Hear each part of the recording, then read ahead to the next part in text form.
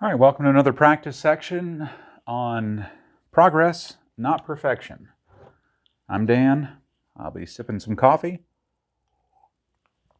Quick reminder what we've got done so far. A 18 by 24 canvas from bobross.com. I taped off the edges all the way around, used a thinner tape this way just to give us 6 different good-sized practice panels. Coated that with liquid white. And now I'm going to do just a couple of different skies. I'll use a couple different brushes. The first one I'm going to do, very classic Bob kind of blue sky, pretty blue sky. And then we might use the bottom. Maybe we'll do some water and then do some different trees coming around. So we'll almost build one painting out of it, but we're just going to use some different ways to get things in there. I'm going to start with a clean, dry 1-inch brush, and I'm just going to load it with some phthalo blue.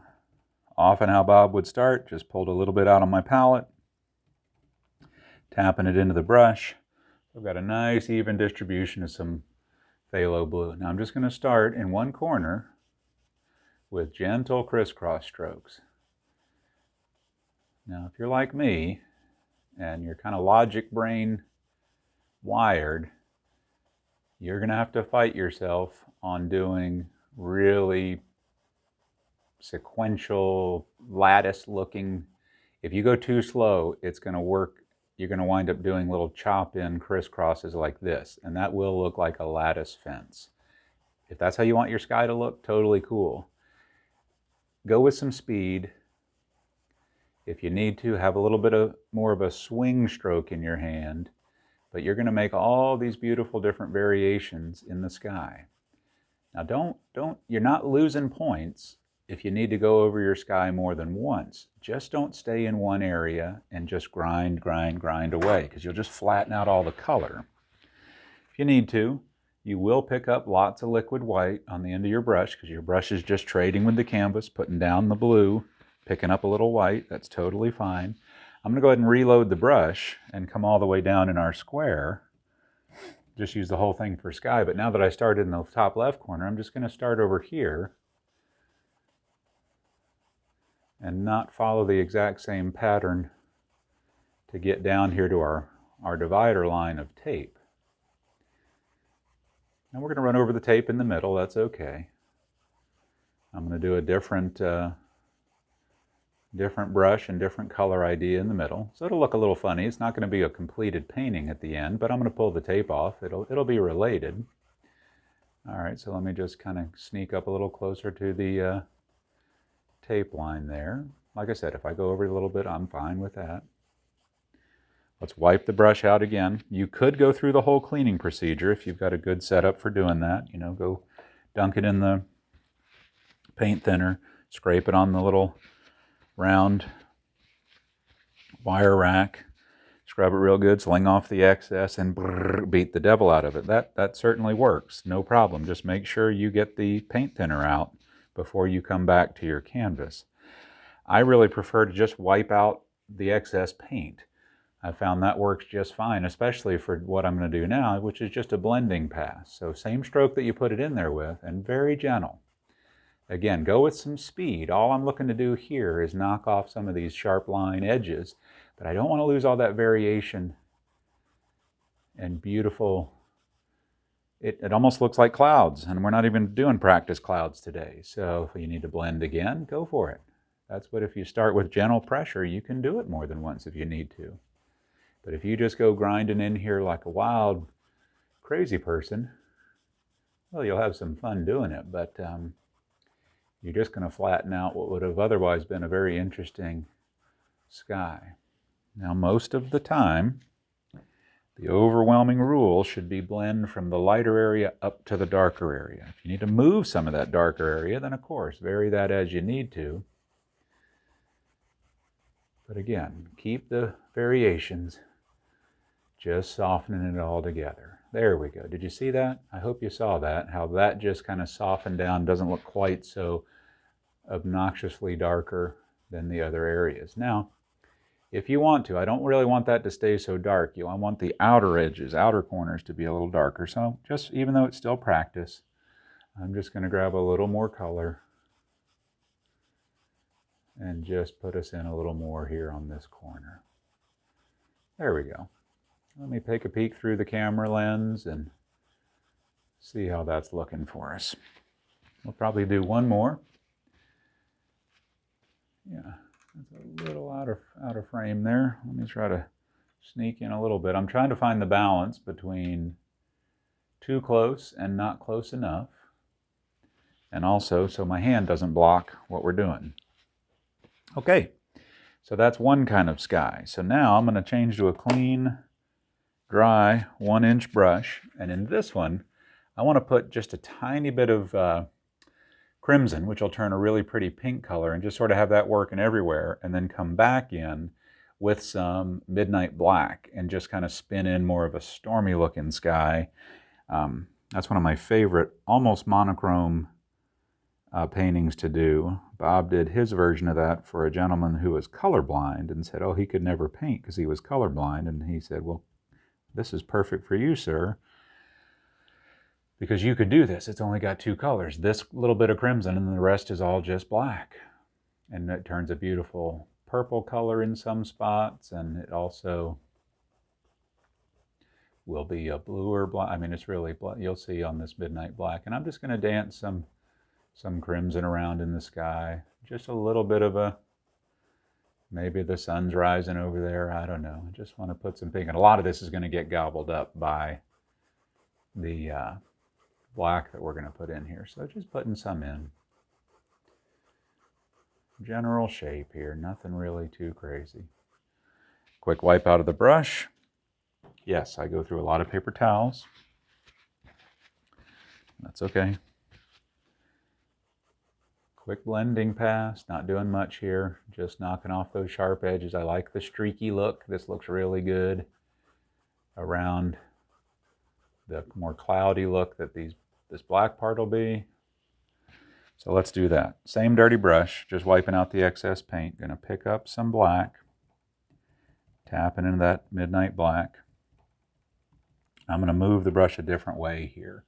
I'm gonna just come in here and just be moving it in quick and fighting that urge of uniformity in just some circle-y kind of motions here. I need to move to a few different areas, switch to the other corner of the brush. I'm using different pressure. I told you I'm a logical brain kind of person. Having escaped the financial services business after 22 years, I like numbers, I like patterns, I like things to be uniform. I'm not shying away from that any longer. That is a true statement. So to fight that urge and be creative and try to get these juices flowing, yeah, I'm not gonna lie to you, some days that's a struggle.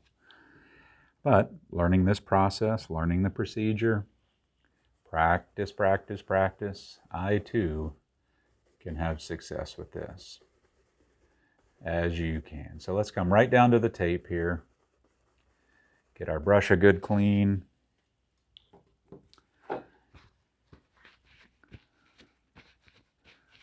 Blend this a little bit, blend same way I put it in. So little circles. Just want this to kind of look like a stormy winter sky is the scene that normally goes with the way Bob starts this for that painting I was talking about that he did for the gentleman who was colorblind and told him he could never paint. So see, don't stay in one area and just grind. See how I'm moving? I do a little bit and then I'll move to another area, do a little bit, move to another area, because I want to keep all these differences, all these variations in that sky, and not just right across it, because that would really flatten it out. Now you could, if you wanted to, this would be a great place to practice some clouds, because all these darker and lighter variations are just a natural place to invite some cool looking clouds, because you could take some titanium white on a fan brush, or really any brush you wanted, and really jazz up this sky kind of. So let's just blend that right over to the edge there. Cool, that will work. If you need to, ever so gentle, back and forth, just knocking off any other sharp edges. Let's see how that looks through the old viewfinder. And There are a few spots I just want to spin out a few more of those brush strokes, but other than that, that was a good practice run. I like all that variation. Cool. So now let's do a section. We'll do this. This will probably be the last one for this video. With the size of that, let's use, I'm just going to use a small number 3 fan brush because I just want to do some, oh, you know what? Let's continue our pink thing a little bit, and then I'm going to add blue to that, so that'll even turn a little more purple, and then we'll wind up with some blue there, so that'll be fine. I'm going to take some alizarin crimson.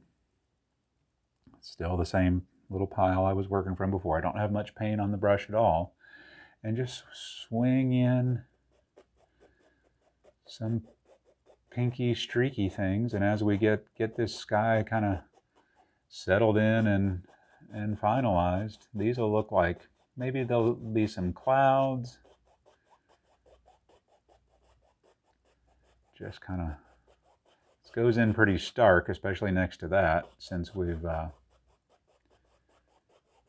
just putting this on the liquid white, but it'll settle down as we dance some blue around it. And see, just go with whatever happens. I hadn't planned to do this in this one, but I did want to use a fan brush. I was going to just do blue, but I really like how that looks.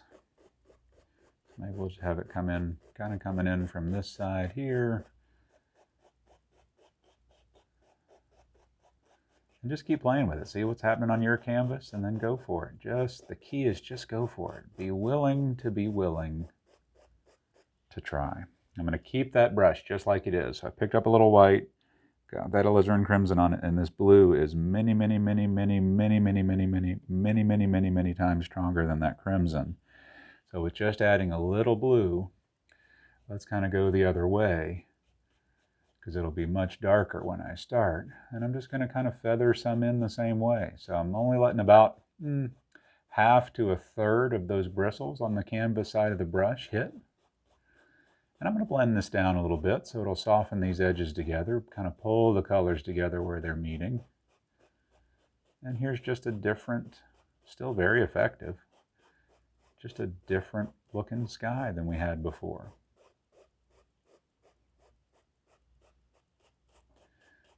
There's some nice purpling happening as I'm running out of some of the blue here. Now let's turn over. We'll use the other side of the brush. Still got plenty of paint. I'm not hitting hard. I'm just going fast. Please identify and see the difference there. That just because you move with some speed does not mean you are clubbing this canvas to death. That is just not necessary. Now you can also blend with a fan brush. Heck, it's called a blender brush. I like to wipe out what I get there because I pick up a good bit of liquid white. And now let's just soften the edges where these are coming together. I just want to make it less obvious where one color begins and the other stops. You can see I'm getting a little purpling effect where they're coming together. I'm totally cool with that. I've seen a sky that looks like that before. Still not using much pressure, going just faster. Some of these little pilly things, if you can see that, that probably came off the paper towel I had. These are pretty cheap paper towels, so don't skimp on your paper towels. Get decent ones. I like the Selecta size. Other than that, you'll have to experiment with your own paper towel choices.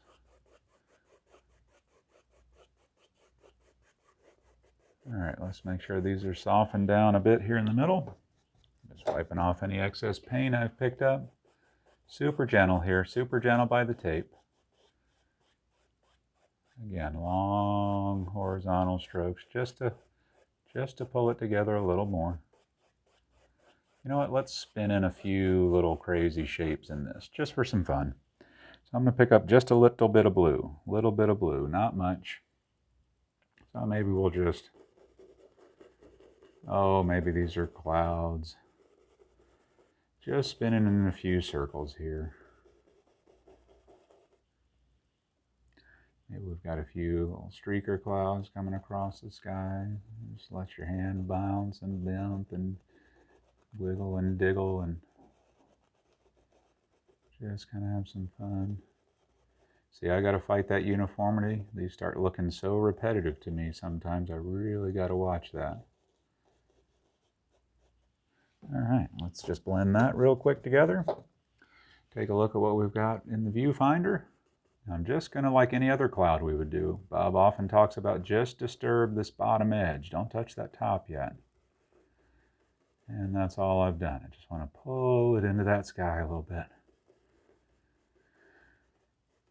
Just softening it down, softening it down. This one I'm going to let fuzz out to just about nothing, so I'm going to go ahead and kind of kiss the tops there. That's totally fine. Just using the corner of the brush. It may look like I'm hitting it with the whole thing, but I am not. Got the tops there just a little bit too, just because I wanted to blend it out. I'm going to do that little totally gentle, little lift to the tops of these, little lift. Little lift. I guess this did turn into cloud practice after all, didn't it? So let's just kind of soften this. When I put in those streaky ones, I don't like to fluff them. I just like to give them a little pull, super gentle. Just sets them down in the sky there. Same thing here, super gentle. Knock off the edge of that fluff, any streakies that you pulled up. What if we do, let's do one kind of big billowy cloud here. I just want to cover up those edges a little bit. That's just not suiting my eye here in the studio this morning, so I'm going to grab a little crimson, grab the edge of that blue, just making a purple. So I'm not going for speed on my practice session. Go for speed when you're putting it on the canvas, though. Hope that makes sense. And then just work with whatever happens. I think I said out loud, didn't I, that I wasn't planning to do clouds in this section, and here we are doing clouds. Now, one thing when you're doing clouds, what you will find is one of the most important things you can do is leave some open spaces. Those open or negative spaces really become incredibly important. And you can put clouds in a number of different ways. Practice with it in your hand until it becomes comfortable to you. Of course, Bob is a master at clouds and does them with just such speed with every brush. Yours won't be like that initially, probably. Maybe you are born to do clouds, I hope so. There's also value in just practicing. Practice, practice, practice until you figure out which kind work for you. What do you like the best?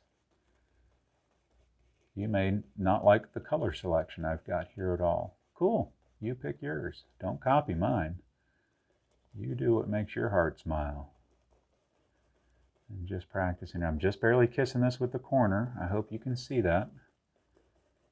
Just not, again, fighting uniformity. Just want to sit these edges, these bottom edges, just blend them into the sky ever so gently.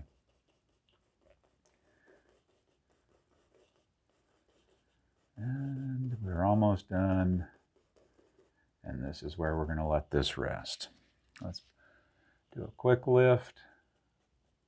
Just ever, such a big circle stroke. I'll exaggerate it, and I'm barely kissing the canvas with just the very tips of that fan brush, and I'm just trying to catch that top edge. That'll show you.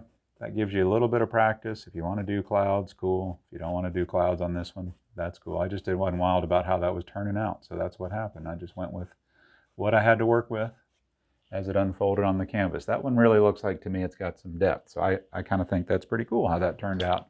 So we're almost sneaking up on 20 minutes here. And that's